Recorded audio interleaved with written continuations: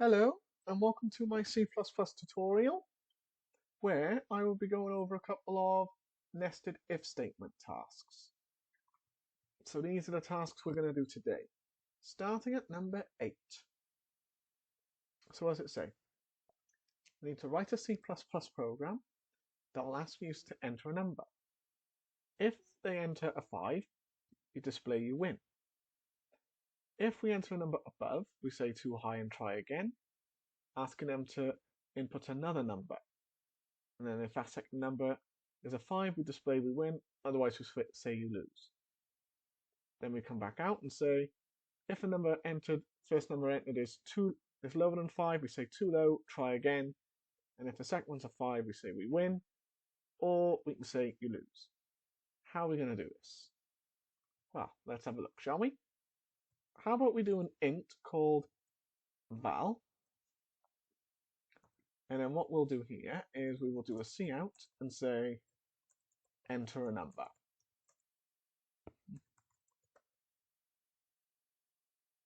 Nice and easy. Then we're going to C in val, so that's a 5. Then we do if val is equal to 5, and then we just cout and say you win. Nice and easy. That's the first bit there, done. So we can tick this bit off. So now we need to do a number above 5. So we need to do else if val is greater than 5. Then we're going to do another squiggly bracket, and then we are going to do cout and say too high. And then we're going to ask you to enter another number, which is also going to be a val. So we C in val, and then we do if val is equal to 5. We need to do the answer first. So we need val and val2. So it would be good to do a variable called val2. So we need answer going to equal, it's going to be val minus val2. We need to work out whether the answer is right. So if the answer is equal to 5, let's put in the int answer so that the code actually recognizes that as an integer variable. So anyway, we've got if answer equals to 5, we're going to cout and say you win. Otherwise, we're just going to say you lose. So what we got so far, we got one if statement saying if a number's 5, you win.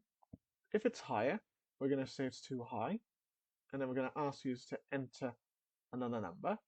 And then if that answer is whatever we've done previously minus whatever we put in val2, if that's equal to 5, then it's going to go into the inner if in another if statement to say that we win. Or if it's not met the condition, we're just going to say that we lose. So let's test this code out.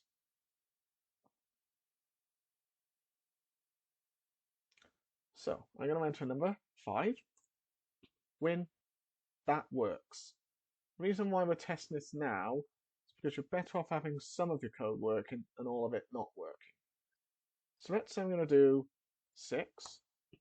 Too high, so I'm going to enter a 4. I lose because 6 take away 4 is 2. If I was to run out again and do a 9 and then do a 4, I win because 9 take away 4 is 5. So we know this code so far works. So we've got some of that working. but we've not completed that just yet. So we now need to do, if the number we entered first was under 5, we say it's too low, and then ask them to input another number. So we're going to do like what we did here, and we're going to do else this time. And then we're going to say too low. Okay? Are you following? But this time we're not going to do minus in the answer, we're going to do a plus. And the reason why we're going to do that, so let's say I decide to do 2 and then a 4, I would still lose because 2 plus 4 is 6. Let's try that again. I'm going to do 1, then a 4, adds up to 5. So, because I've typed in a 1, it's not met the condition, so it's gone in the else, which is too low. And because I typed in a 4, so the answer is because I typed in 4 here, answer going to do 1 plus 4, so the answer is equal to 5, so it's met the condition, so it's saying that we've won. Had it not met the condition, it will just say we lose. And that is the basis. That is task 8 in one of my tutorials. The next task we're going to do is task 9. So let's get rid of this, and we're going to go on to task 9. I do recommend, and I recommend this to all my students, is to make separate REPLs for different tasks. I'm doing it in one, just to make it easier for us, and so this video is not too long. So what do we need to do for number 9? Write a C++ program that asks you to enter 2 numbers. If num1 was less than 10 and num2 was more than num1, add them together, display the answer. Otherwise, it's going to say what we've displayed. How are we going to do this in code? Well, it would be wise to do int num1, num2, and answer. That's the first bit. And then we would need cout, enter a number, and I'm going to cin num1. What we can do, just to make it a bit quicker, you can copy and paste, just put number 2 there. And then what we need to do is we need to do if. So if the first number is less than 10, and this is where we need to bring in the ampersand, which is the AND logical operator. So you do shift and 7 twice for your AND. So if num1 is less than 10 and num2 was more than num1, so num2 is greater than num1. So what we're going to do is we're going to do answer equals num1 plus num2. And then what we're going to do there is we're going to see out what the answer is. We're going to see out what the answer is, and there we go. And then we just put in our else, and then say what we've essentially selected. So we got you selected num1 and num2. Let's see this work, shall we? So I'm going to enter a 5, that's less than 10, and I'm going to enter 11. Add the 2 together. The second number is greater than the first number. 11 is greater than 5, so hence it's gone in the if statement, it's met both conditions, it's gone in the if statement, and has worked out the answer added together. If I was to do 5 and 4, it'll just say you selected 5 and 4. Okay, so if I was to do 11 and then 5, it's going to say 11 and 5 because I've done the first number greater than 10 and the num2 smaller than num1, which when it should be greater, which is why it's gone in the else statement. I know this is a nested if statement, but it's one of those tasks where I like to recap with my students just so they can remember the if else. Because if you cannot do the if and else, how are you going to be able to do nested? Okay. So that is task 9. So let's get rid of this and then let's go on to the next task. So we need to create a C++ program where we're going to ask the user to enter the name and then ask them to enter it again and then ask them for the number. If they enter their name exactly the same each time, or the number's over 100, we display thank you. Otherwise, we say goodbye.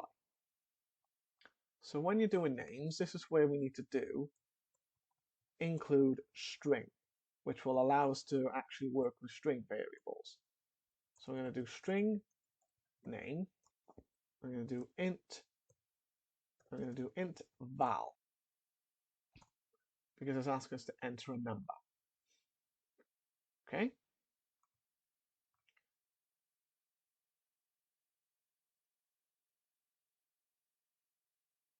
And we will need name too, because we have to determine whether the name's the same.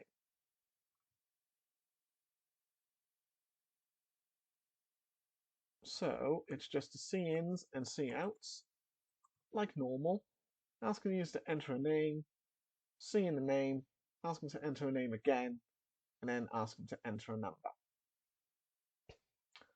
And now we need to do our ifs. So if name2 is equal to name, and this is where it will get interesting, we need to use the OR logical operator. So we do shift and backslash twice. So if name2 is equal to name, or val is over 100.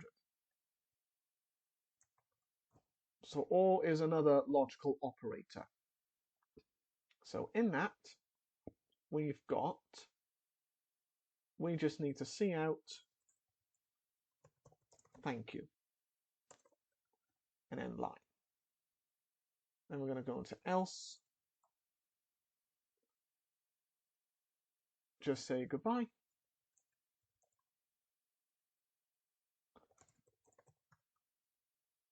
Let's see that work, shall we?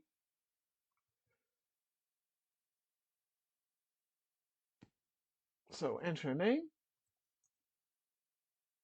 So it's satisfied that, and the value is 101. So it's just said thank you because it's met both conditions. I'm going to try Dan 75. Still met the condition.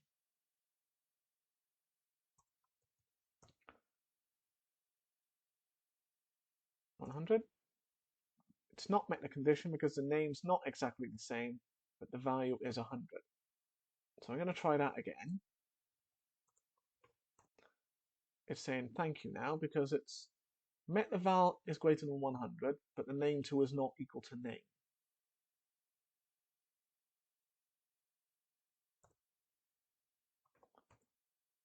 And if I was to do two different names and a value under 100, it's obvious it's going to go into goodbye in the else statement.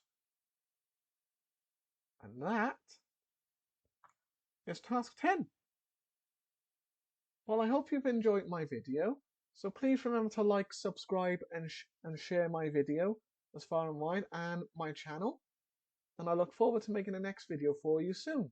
Goodbye for now.